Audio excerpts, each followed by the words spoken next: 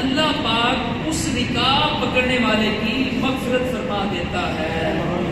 اچھا، پہلے وقتوں میں آپ کو اندازہ ہوگا کہ لوگ گھوڑا استعمال کرتے تھے، گھوڑے پر سفر کرتے تھے، تو جب کبھی کوئی گھوڑ سوار گھوڑا سوار وہ آتا تو بعض لوگ آگے بڑھ کر اس کی رکاب پکڑ لیتے کہ یہ آسانی کے ساتھ گھوڑے سے نیچے اتر جائے۔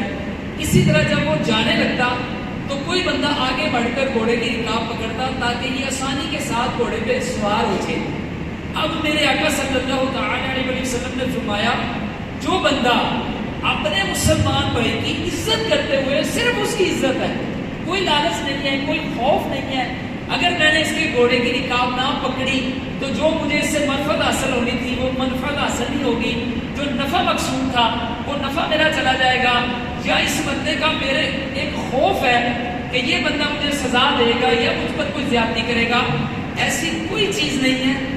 صرف اور صرف مسلمان کی عزت کرتے ہوئے اس کی رسپیکٹ کے لیے وہ آگے بڑھا اور اس نے صرف اس کے گھوڑے کی رکاب پکڑی ہے۔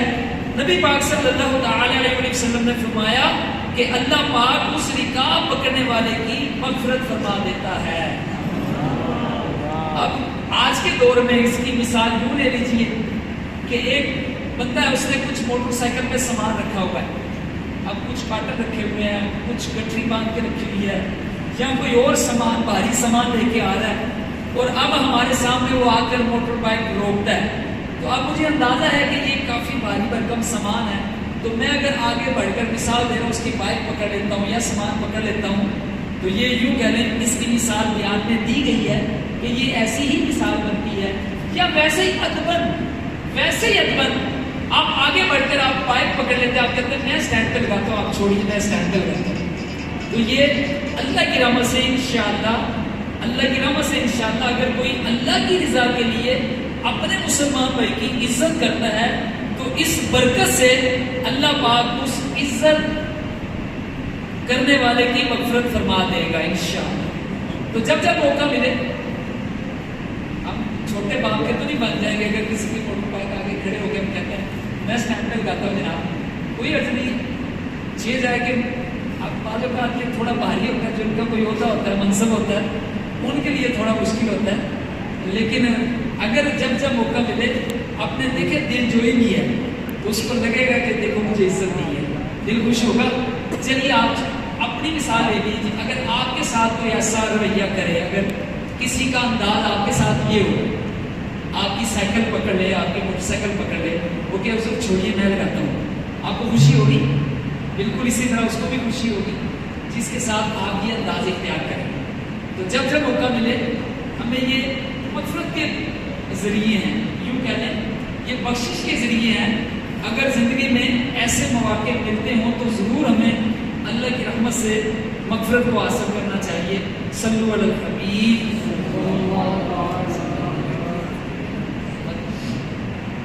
اللہ کے آخری نبی مکی مدنی محمد عربی صلی اللہ تعالی علیہ وآلہ وسلم نے فرمایا ہر مسلمان کا خون، اس کا مال اور اس کی عزت دوسرے مسلمان پر حرام ہے۔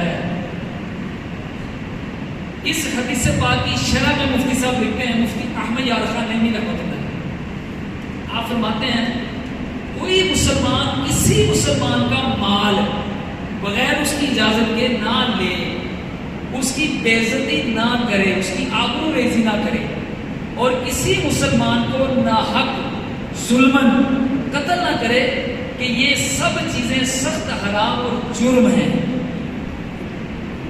یہاں تک کہ مفتی صاحب مزید لکھتے ہیں کہ مسلمان کو دل سے بھی حقیر نہ جانے، مسلمان کو حقیر نہ جانے، اس کو حقارت سے نہ دیکھے، نہ دل میں حقیر جانے، اور نہ ہی ایسے الفاظ یا ایسا اشارہ کرے جس سے لگے کہ یہ بندہ جو ہے نا حقیر ہے کوئی نا، یعنی اس کا انداز ایسا ہے، اس کے الفاظ ایسے ہیں تو جس سے لگ رہے کہ یہ اس کو حقارت کی نگاہ سے دیکھ رہا ہے۔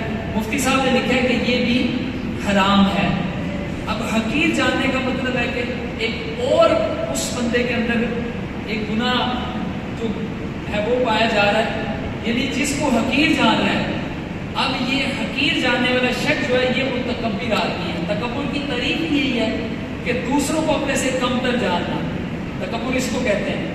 کسی کو بھی کسی کو گھٹیا سمجھنا, کسی کو کمینہ سمجھنا, معاذ اللہ کسی کو ذات کے اعتبار سے, حالانکہ کوئی ذات والا معاملہ اللہ کے نزدیک عزت والا شخص وہ ہے وہ جو متقی ہے, جو تقوی والا ہے.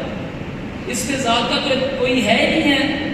اب اس میں بعض اوقات لوگ جو ہے نا وہ اس طرح سے کسی کو گھٹیا, کسی کو کمینہ اور کسی کو اس طرح اس کی ذات کے حوالے سے یوں کہنے کے کم تر سمجھتے ہیں. تو یاد رکھیں پیارے اسلامی بھائیوں, یہ تکبر ہے. ایسا بندہ جو سمجھتا ہے کہ جناب میں بہتر ہوں, میں اچھا ہوں, فلاں مسلمان گھٹیا ہے, فلاں مسلمان کم تر ہے, معاذ اللہ یہ متکبر آدمی ہے.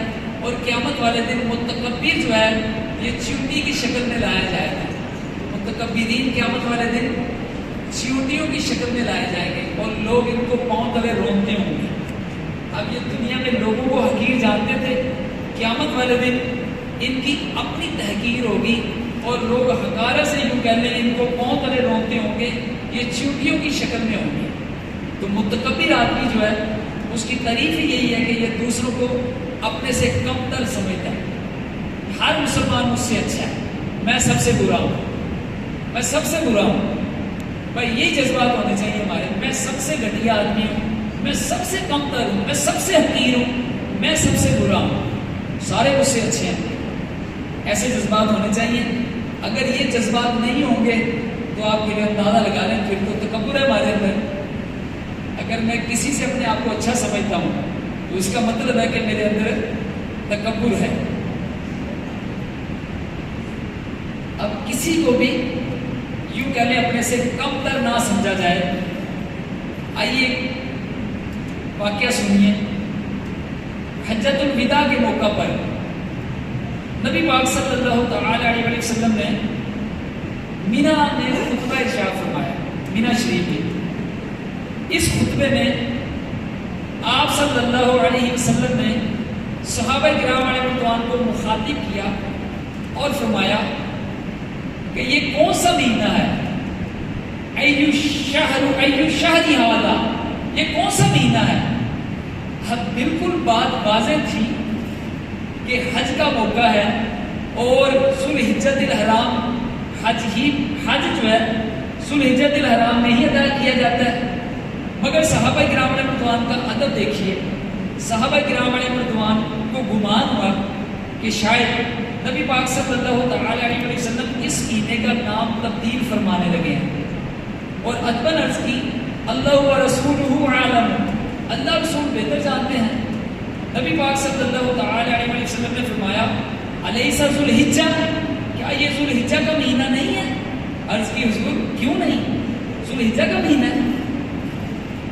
پھر میرے آقا صلی اللہ تعالی علیہ وسلم نے فرمایا یہ کون سا شہر ہے. اب یہ بات بھی بالکل واضح تھی, حج تو مکے میں ادا ہوتا ہے نا.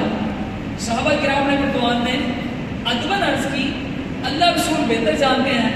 نبی پاک صلی اللہ تعالی علیہ وسلم نے فرمایا کیا یہ مکہ مکرمہ نہیں ہے. عرض کی حضور کیوں نہیں, بالکل مکہ مکرمہ ہے. پھر میرے آقا صلی اللہ تعالی علیہ وسلم نے فرمایا یہ کون سا دن ہے. عرض کی حضور اللہ رسول بہتر جانتے ہیں. اللہ اکبر. میرے آقا صلی اللہ تعالی علیہ وسلم نے فرمایا کیا یہ یوم النحر نہیں ہے. عرض کی حضور کیوں نہیں, یہ یوم النحر ہے, یعنی آج قربانی کا دن ہے. پھر میرے آقا صلی اللہ تعالی علیہ وسلم نے فرمایا سن لو, بے شک اس دن کی, اس شہر کی اور اس مہینے کی حرمت و عزت اللہ کے نزدیک بہت ہے, مگر تمہارے خون, تمہارے مال, تمہاری عزتیں ایسے ہی ایک دوسرے پر حرام ہیں. اللہ اکبر. مفتی صاحب اس کی شرح میں لکھتے ہیں حدود حرم, یہ بات میرے آقا نے حدود حرم میں کہی. حدود حرم میں ایک نیکی 1,00,000 نیکی کے برابر ہے, اور ویسے ہی گناہ بھی 1 کا 1,00,000 ہے. اسی لیے نبی پاک صلی اللہ تعالی علیہ وسلم نے فرمایا جیسے یہاں کا گناہ دوسرے مقامات کے گناہ سے سخت تر ہے, ایسے ہی مسلمان کا خون, اس کا مال عزت برباد کرنا سخت تر ہے۔ اب اندازہ لگائیے مسلمان کی عزت کتنی زیادہ ہے۔ مفتی صاحب ایک اور مقام پر فرماتے ہیں جیسے ماہ ذی الحج یعنی ذو الحجۃ الحرام کا مہینہ، خصوصاً عرفہ کا دن، حرم شریف کی زمین، اس میں گناہ کرنا بدترین جرم ہے۔ مہینہ ماہ ذو الحجۃ الحرام کا، عرفہ کا دن، حرم کی زمین، آپ فرماتے ہیں اس میں گناہ کرنا بدترین جرم ہے، اور اس میں 3 جرم ہیں۔ گناہ یہ ایک جرم، محترم جگہ پر یعنی حرمت والی جگہ کی بے حرمتی، عزت والی جگہ کی بے حرمتی، یہ دوسرا جرم۔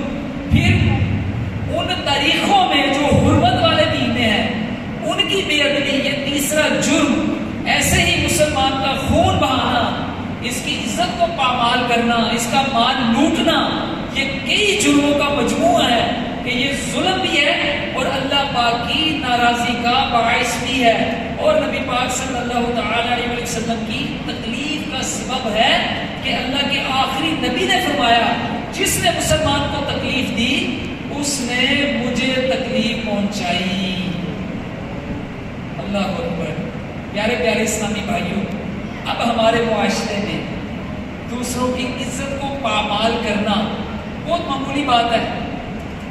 کبھی مذاق کی بنیاد پر دوسروں کی عزت نفس کو مجروح کیا جا رہا ہے، کبھی فکرے کسے جا رہے ہیں، اور اس طرح معاذ اللہ کبھی تذلیل کی جا رہی ہے، کسی کی ذات کو کم تر سمجھ کر اسے معاشرے میں ذلیل کیا جاتا ہے۔ اگر کوئی سیٹ ہے تو وہ اپنے ملازم کو کئی بار ذلیل کر دیتا ہے، وہ بیچارہ شرماتا ہے اس پر۔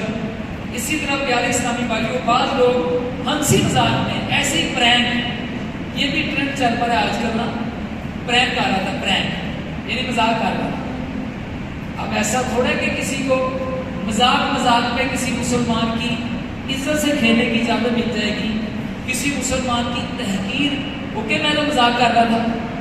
تو یہ شریعت میں ان چیزوں کی کسی صورت اجازت نہیں ہے۔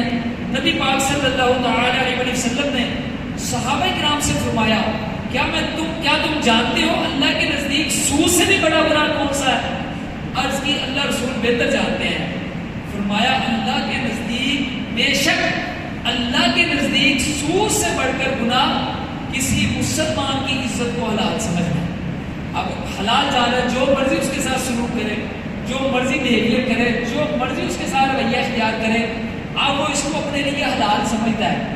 میرے آقا نے فرمایا سود سے بڑا گناہ ہے، یہ سود سے بڑا گناہ۔ اب سود کرنے والا بندہ جو ہے نا، اللہ سے اعلان جنگ ہے، یوں کہنے وہ اللہ سے اعلان جنگ کر رہا ہے، اور سود سے بڑا گناہ کسی مسلمان کی عزت کو حلال سمجھنا۔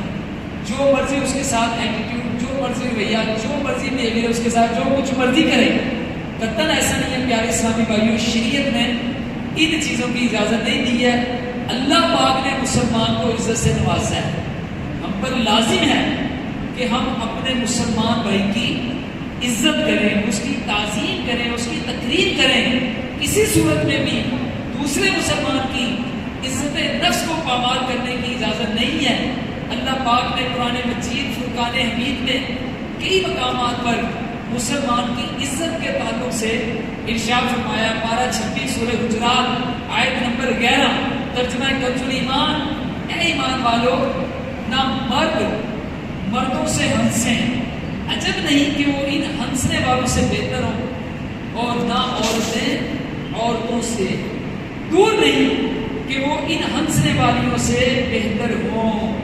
اے ایمان والو، نہ مردوں سے ہنسیں، عجب نہیں کہ وہ ان ہنسنے والوں سے بہتر ہوں، اور نہ عورتیں عورتوں سے، دور نہیں کہ وہ ان ہنسنے والیوں سے بہتر ہوں۔ مسلمان کی عزت اور تعظیم میں سے ہے کہ کسی بھی طرح اس کا مذاق نہ اڑایا جائے۔ ایسا نہیں ہے کہ جناب ہنسی مذاق کا سلسلہ ہو رہا ہے جس میں اس کی عزت جو ہے نا اس کو پامال کیا جا رہا ہے۔ قرآن مجید فرقان حمید نے اس کی ممانعت فرمائی ہے۔ اب ہمارے معاشرے میں تو یہ وبا بھی بہت عام ہے لوگ ایک دوسرے کا مذاق اڑاتے ہیں، نقلیں اتارتے ہیں اور مختلف انداز سے نقالی کرتے ہیں، اور بظاہر وہ بیچارہ یوں کہنے وہ اب وہ کچھ کر بھی نہیں سکتا، اب یہ لوگ مذاق کرتے ہیں اس کا اور اس طرح نقلیں اتار کر اس کی دل آزاری کرتے ہیں۔ اسی طرح بعض اگر خدا نہ خواستہ کسی کوئی آنکھ سے کچھ معذور ہے تو اب اس کی ٹیڑھی آنکھ کی وجہ سے اس کو مہنگا کہہ کر مذاق اڑاتے ہیں، ناک لمبی ہے تو لمبی ناک کا مذاق اڑاتے ہیں، اگر ہونٹ موٹے ہیں تو ہونٹوں کے موٹے ہونے کی وجہ سے اس بیچارے کا مذاق اڑاتے ہیں، اگر اس کی ٹانگ کا مسئلہ ہے تو لنگڑا کہہ کر اس کا مذاق اڑاتے ہیں، اور اس طرح سامنے والے کی عزت نفس کی دھجیاں اڑاتے ہیں۔ یاد رکھیں پیارے اسلامی بھائیوں، اللہ پاک کے آخری نبی صلی اللہ تعالی علیہ وسلم نے فرمایا اپنے بھائی سے جھگڑا نہ کرو، اپنے بھائی سے جھگڑا نہ کرو اور اس کا مذاق نہ اڑاؤ۔ حدیث پاک میں صراحت کے ساتھ فرمایا گیا جھگڑا نہ کرو اور مذاق نہ اڑاؤ۔ ایک اور حدیث پاک میں فرمایا بلا شبہ لوگوں کا مذاق اڑانے والے ان کے لیے جب جنت کا دروازہ کھولا جائے گا پھر انہیں بلایا جائے گا، آؤ قریب آؤ۔ جب وہ جنت کے قریب جائے گا تو جنت کا دروازہ بند کر دیا جائے گا۔ اسی طرح کئی بار کیا جائے گا۔ جو دنیا میں لوگوں کا مذاق اڑاتے ہیں، قیامت والے دن، قیامت کا دن 50,000 سال کا دن ہوگا، زمین تانبے کی ہوگی، سورج یوں کہنے سوا میل کے فاصلے پر ہوگا۔ اب ان حالات میں وہ بندہ جو دنیا میں اپنے مسلمان بھائیوں کا مذاق اڑاتا تھا، اب قیامت والے دن جنت کا دروازہ کھولا جائے گا، اب اس کو بلایا جائے گا۔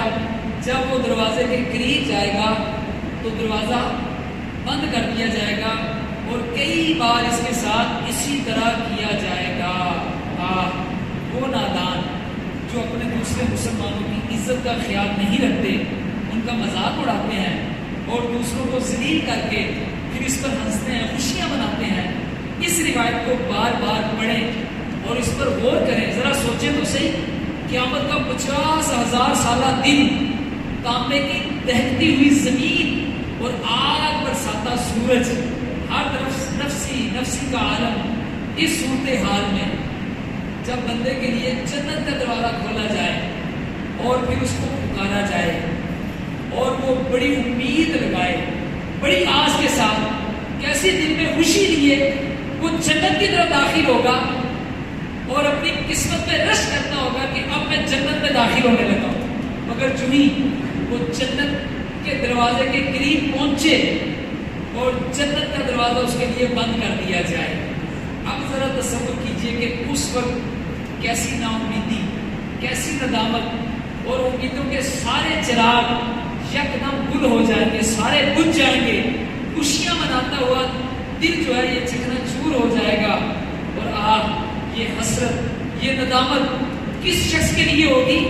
اس بدنصیب کے لیے جو دنیا میں اپنے مسلمان بھائیوں کا مذاق بناتا تھا۔ قیامت والے دن اس سے اس برے کام کا بدلہ لیا جائے گا۔ دنیا کے کسی بھی کونے میں بسنے والا مسلمان ہو، ہم پر لازم ہے کہ ہم اس کی عزت کریں جہاں جہاں ہمارا واسطہ پڑے۔ علامہ عبدالمصطفیٰ اعظمی رحمۃ اللہ علیہ فرماتے ہیں کہ اہانت اور تحقیر یہ چاہے زبان سے ہو چاہے اشارے سے ہو، کسی طریقے سے بھی ہو، مسلمان کا مذاق اڑانا حرام اور جہنم میں لے جانے والا کام ہے۔ ایسا نہیں ہے کہ اشارے سے کسی کا مذاق اڑایا جا سکتا ہے یا کوئی فکرے اس طرح کے کسے جائیں یا انداز ایسا اختیار کیا جائے۔ بالکل آپ فرماتے ہیں کہ یہ سارے کام جو ہیں یہ حرام اور جہنم میں لے جانے والے کام ہیں۔ پھر اللہ پاک قرآن مجید قرآن حکیم میں فرماتا ہے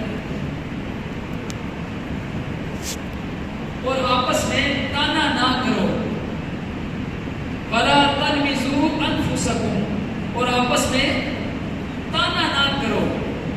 اس کی تفسیر میں لکھا ہے، اس کے بارے میں لکھا ہے کہ زبان یا اشارے کے ذریعے ایک دوسرے پر عیب نہ لگاؤ، کیونکہ مومن ایک جان کی طرح ہے۔ جب کسی مومن پر عیب لگایا جائے گا تو گویا اپنے پر ہی عیب لگایا جائے گا۔ اب پیارے اسلامی بھائیوں، تانا دینے کی وبا یہ بھی ہمارے معاشرے میں عام ہے۔ بعض دوسروں کو غربت کا تانا دیتے ہیں، اسی طرح ذات کے کمتر ہونے کا معاذ اللہ تانا دیتے ہیں، حالانکہ کوئی ذات میں ذلیل کمتر نہیں ہوتا۔ اللہ کے نزدیک تو عزت اس کی ہے جو متقی ہے، تقوی والا ہے۔ اگر ہمارے ہاں کوئی مزدوری کرتا ہو تو بعضوں کا لوگ اس کو تانا دیتے ہیں کہ بالکل ساری زندگی مزدوری کرتے گزار دی ہے، کوئی ترقی نہیں کی اس بندے نے یہاں۔ اب اس طرح اس کی دل آزاری ہوتی ہے، وہ بیچارہ بڑی مشکل سے اپنے معاش کا سلسلہ کرتا ہے، مگر بعض لوگ اس کو بھی تانا دیتے ہیں۔ کوئی ٹھیلا لگاتا ہو تو بعض لوگ کہتے ہیں بوڑھا ہو گیا بندہ، میں جوانی سے دیکھ رہا ہوں اس کو ٹھیلا ہی لگا رہا ہے، اس کے ساتھ والے بندے نے یہ دکان لے لی، اس نے وہ خرید لیا، اس بندے کا ذہن ہی کام نہیں کرتا، یہ ادھر کا ادھر ہی ہے معاذ اللہ۔ اس طرح بعض لوگ اس طرح کے لوگوں کو تانے دیتے ہیں اور ان کی دل آزاری کر کے گناہ کا ارتکاب کرتے ہیں۔ یاد رکھیں پیارے اسلامی بھائیوں، توان و تشریح کرنا حدیث پاک میں اس کی مذمت والی ہوئی ہے۔ حضرت ابو درداء رضی اللہ عنہ سے روایت ہے، اللہ کے آخری نبی صلی اللہ تعالی علیہ وسلم نے فرمایا بہت لعنت کرنے والے، یہ بھی معاذ اللہ ایک پورا یوں کہنے کے معاشرے میں ایک یہ چیز بھی رائج ہو چکی، بات بات پہ لعنت کرتے، لعنت فلان کرتے۔ اب یہ بات بھی بہت عام لوگ کرتے ہیں۔ میرے آقا نے فرمایا کہ بہت لعنت کرنے والے اور بہت تانا دینے والے قیامت والے دن نہ گواہ ہوں گے نہ شفیع۔ اس امت کا یہ خاصہ ہے، یہ دیگر انبیاء کرام علیہ السلام کی تبلیغ کے معاملے میں گواہی دیں گے، ان کے شفیع ہوں گے، لیکن ایسا بندہ جو بہت زیادہ لعنت کرنے والا ہو، بہت زیادہ تانا دینے والا ہو، یہ گزشتہ انبیاء کرام علیہ السلام کی گواہی میں یوں کہنے کے یہ لوگ اس سے محروم ہوں گے، چونکہ دنیا میں یہ لعن تان کرنے کے عادی تھے۔ حضرت عبداللہ بن مسعود رضی اللہ عنہ فرماتے ہیں مومن بندہ تانا دینے والا نہیں ہوتا، مومن نہ تانا دینے والا ہوتا ہے، نہ لعنت کرنے والا، نہ فحش بکنے والا، نہ وہ گندی باتیں کرتا ہے۔ فحش سے مراد یہ لیا گیا کہ شرمناک امور، مثلا گندے اور برے معاملات کا کھلے لفظوں سے تذکرہ کرنا۔ اب آپ غور کریں، بعض لوگوں کو ایسی بری لت پڑی ہوتی ہے، وہ گالا گلوچ کرتے ہیں۔ اچھا، جب گالا گلوچ کرتے ہیں تو معاذ اللہ گالا گلوچ میں آپ سمجھتے ہیں کہ وہ کیسے فکروں کا انتخاب کرتے ہیں، وہ کیسے جملے بکتے ہیں، کیسی پڑھنے والی گندی جگہوں کا نام لیتے ہیں، اور اس طرح جو ہے نا وہ گالیاں بکتے ہیں۔ اب ایسے لوگ جو ہیں، ارشاد فرمایا کہ مومن نہ تانا دینے والا ہوتا ہے، نہ لعنت کرنے والا، نہ فحش کلامی، فحش گوئی کرنے والا، نہ فحش بکنے والا ہوتا ہے۔ اس حدیث پاک کی شرح میں مفتی صاحب نے لکھا ہے یہ عیوب یعنی تانا دینا، لعنت کرنا اور فحش بکنا یہ سچے مسلمان میں نہیں ہوتے۔ اپنے عیب نہ دیکھنا، دوسرے مسلمانوں کے عیب ڈھونڈنا، ہر ایک کو لعن تان کرتے رہنا، یہ اسلامی شان کے خلاف ہے۔ یہاں تک کہ بعض لوگ، مفتی صاحب نے لکھا ہے، یہاں تک کہ بعض لوگ جانوروں کو گالیاں دیتے ہیں، بعض لوگ گالی پہلے دیتے ہیں بعد میں کرتے ہیں۔ یاد رکھیں وہ سب اس حدیث پاک سے عبرت پکڑیں۔ ایک اور بری بات قرآن مجید فرقان حمید میں فرمایا گیا فَلَا تَنَابَزُوا بِالْأَلْقَابِ، اور ایک دوسرے کے برے نام نہ رکھو۔ یہ بھی ہمارے معاشرے میں یوں کہنے کی ایک بلا ہے۔ اچھے نام ہوتے ہیں، بڑے بڑے پیارے نام ہوتے ہیں، مگر عجیب بات ہے معاشرے میں نام بگاڑ دیتے ہیں لوگ۔ اچھا، میرے پاس تو نام ایسے بگاڑتے ہیں کہ جس کو اس نام سے پکارا جا رہا ہوتا ہے اس بیچارے کی سخت دل آزاری، مگر یہ ڈھیل لوگ ہیں، باز نہیں آتے، یہ پکاریں گے اس ایسے نام سے جس سے اس کو تکلیف ہوتی ہے۔ اب دل فرض اگر کسی وجہ سے اس کا کوئی نام ایسا پڑ چکا ہے، اب جس سے اس کو تکلیف ہوتی ہے، اس کی دل آزاری ہوتی ہے، ہمیں چاہیے کہ ہم اس بندے کو اس نام سے نہ پکاریں کہ اس کی دل آزاری ہے، اور اب بار بار وہ نام لے کے مزہ لیتے ہیں کہ اب یہ چھڑے گا اور مجھے مزہ آئے گا۔ اب یاد رکھیں پیارے اسلامی بھائیوں، یہ گناہ کا کام ہے۔ اعلیٰ حضرت فرماتے ہیں کسی مسلمان تو کجا بلکہ کافر ذمی، اس کو بھی شرعی حاجت کے بغیر ایسے الفاظ سے پکارنا جس سے اس کی دل شکنی ہو، اسے ایذا پہنچے، یہ حرام ہے۔ کسی کافر کو ایسے نام سے پکارنا جس سے اس کی یعنی بلا حاجت شرعی، ایسے نام سے پکارنا جس سے اس کی دل آزاری ہو، اس کو ایذا پہنچے، آپ لکھتے ہیں شرعاً حرام ہے، اگرچہ بات فی نفس ہی سچی ہو۔ مثال ایک بندہ وہ آنکھ سے معذور ہے، آپ اس کو کانا، ایک آنکھ ہے اس کی، وہ ہے کانا ہی ہے، یہ بات سچی ہے، مگر چونکہ اس سے اس کی دل آزاری ہے، اگر اس طرح اس کو کانا کہہ کے پکارا یا ایک سامنے رکھ پا رہا ہے، کالے رکھ پا رہا ہے، فی نفس ہی اس بات سچی ہے، اس کا رنگ کالا ہے، مگر اس کو اگر اس کو کوئی کہے ہوئے کالو، اب آپ اندازہ لگائیں اس کو کتنی تکلیف پہنچے گی۔ تو مسلمان نہیں، اگر کافر کو بھی بلا حاجت شرعیہ، بلا حاجت شرع اگر اس طرح کی کوئی بندہ بات کرتا ہے تو یہ اس کے لیے بھی جائز نہیں ہے۔ حضرت عمیر بن سعد رضی اللہ عنہ فرماتے ہیں اللہ کے نبی صلی اللہ تعالی علیہ وسلم نے فرمایا جس نے کسی کو اس کے نام کے علاوہ کسی برے نام سے بلایا اس پر اللہ کے فرشتے لعنت کرتے ہیں۔ ایک اور بہت بڑا عیب جو ہمارے معاشرے میں یوں کہنے کہ یہ بھی جڑ پکڑ چکا ہے، وہ کیا ہے؟ وہ ہے بدگمانی۔ اللہ پاک قرآن مجید میں فرماتا ہے اے ایمان والو بہت گمانوں سے بچو، بے شک کوئی گمان گناہ ہو جاتا ہے، لہذا بہت زیادہ گمانوں سے بھی بچنا چاہیے۔ حدیث پاک میں ہے اپنے آپ کو بدگمانی سے بچاؤ کہ بدگمانی بدترین جھوٹ ہے۔ ایک اور چیز ہے، آخری بات عرض کرتا ہوں، بیان کا وقت ختم ہو گیا۔ قرآن مجید میں اللہ پاک فرماتا ہے وَلَا تَجَسَّسُوا، اور عیب نہ ڈھونڈو، پوشیدہ باتوں کی جستجو میں نہ رہو۔ اب یہ بھی بڑا المیہ ہے کہ آج ہمارے معاشرے میں خواہ کا تجسس، خواہ کا تجسس، یعنی لوگ بلا وجہ ٹو میں لگے رہتے ہیں کہ کسی بندے کی کوئی کمزوری میرے سامنے آ جائے، کوئی ویک پوائنٹ میرے سامنے آ جائے، پھر موقع ملا نا میں ایسی پولیں کھولوں گا اس کی، پھر اس کو پتہ چل جائے گا اس کی عزت کیا ہے۔ اللہ کی پناہ یار، اللہ نے جب اس کے عیبوں میں پردہ ڈالا ہوا ہے، آپ اس کے عیبوں کی ٹو میں لگے ہوئے ہیں کہ اس کے مجھے پوشیدہ عیب جو چھپے ہوئے عیب ہیں وہ مجھے پتہ چل جائے، پھر دیکھو میں کیسی اس کی عزت کی دھجیاں اڑاتا ہوں۔ اگر جو ہم نے پاپ کیے ہیں، جو ہم نے جرم کیے ہیں اور اللہ نے اپنی ستاری سے پردہ ڈالا ہوا ہے، جو ہم نے بند کمروں میں گناہ کیے ہیں، جو ہم نے لوگوں کی نظروں سے چھپ کے کام کیے ہیں، اگر ہمارے عیبوں پر جو پردہ ڈلا ہوا ہے اگر وہ پردہ اٹھا دیا جائے، چلیے قیامت والے دن اگر ساری مخلوق کے سامنے ہمارے وہ عیب ظاہر کر دیے جائیں، پھر جو بندہ اپنی عزت کو لے کے بیٹھا ہوا ہے قیامت والے دن ساری مخلوق کے سامنے جب اس کی عزت کی دھجیاں اڑے گی اس کو پتہ لگ جائے گا کہ کسی مسلمان کی عزت خراب کرنا جو ہے یہ کتنا بڑا گناہ تھا۔ تو لہٰذا بعض لوگوں کو یوں کہہ لیں یہ ایک اللہ کی طرف سے مار ہوتی ہے لوگوں کو، انہوں نے خواہ تجسس رکھنا ہے بلکہ پن ماریں گے، اگر ایک دو کمزور باتیں ان کے پاس ہیں تو یہ خود کمزور بات شیئر کریں گے کہ ذرا چار باتیں اس سے بھی میں اگلوا لوں۔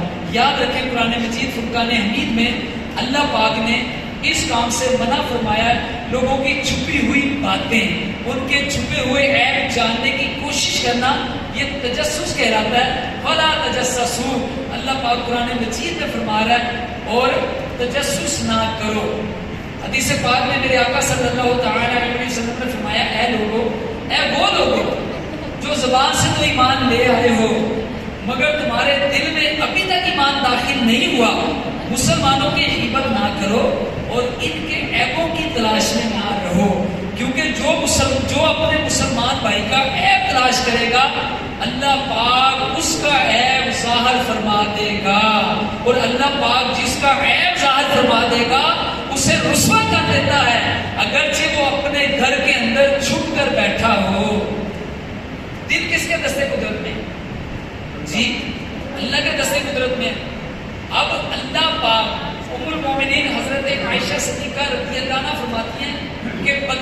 پہاڑ کی کھو میں نیکی کرتا ہے، پہاڑ کی کھو یعنی غار میں نیکی کرتا ہے، اور اللہ پاک اپنے بندے کی نیکی کو لوگوں پر ظاہر فرما دیتا ہے۔ بعض ایسے لوگ ہیں نا جن کی نیکیاں ہمارے سامنے نہیں ہیں، ہمیں نہیں پتہ یہ تہجد پڑھتے ہیں، نمازیں پڑھتے بھی نہیں، ہم نے مطلب ہمارا کوئی ایسا واسطہ نہیں ہے، ہم نے بڑے نیک کام کرتے دیکھا ہو، لیکن غائبانہ طور پر دل میں بڑی محبت ہوتی ہے اس بندے کے لیے۔ داتا صاحب کو دیکھا تو نہیں ہم نے، ان کی محبت ہمارے دل میں کس نے ڈالی؟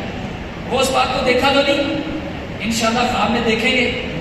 اللہ پاک نے دل میں محبت ڈالی نا، اب یہ اللہ پاک کے وہ نیک بندے ہیں، ان کی نیکیاں ہمارے سامنے نہیں ہیں، مگر اللہ پاک نے ان کی نیکیاں اپنے بندوں پر ظاہر فرما دی ہیں۔ ان کی نیک نامی معاشرے میں عام ہے، لوگ تعظیم سے ان کا نام لیتے ہیں، ادب سے سر جھکاتے ہیں ان کا نام لیتے وقت۔ اسی طرح یاد رکھیں، بندہ جب گناہ کرتا ہے، بعض ایسے گناہ ہیں کہ اگر وہ بند کمرے میں بیٹھا ہوا ہے تو اللہ کے دستے قدرت میں لوگوں کے دل ہیں، غائبانہ طور پر لوگ اس سے نفرت کرنا شروع کر دیتے ہیں۔ بعض لوگ ایسے ہوتے ہیں، بندہ کہتا ہے یار پتہ نہیں کیوں مجھے اس سے بڑی نفرت ہے، حالانکہ اس نے کوئی قرضہ نہیں دبایا ہوتا، کوئی اس کا مال نہیں کھایا ہوتا، مگر ایک وہ اس کو اچھا نہیں لگتا وہ بندہ۔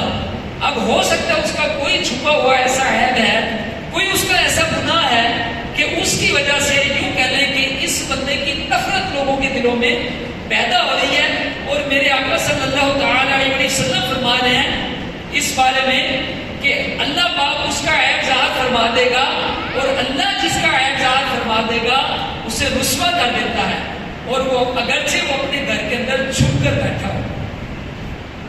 تو اس سے پتہ چلا مسلمان کی غیبت کرنا، اس کے عیبوں کی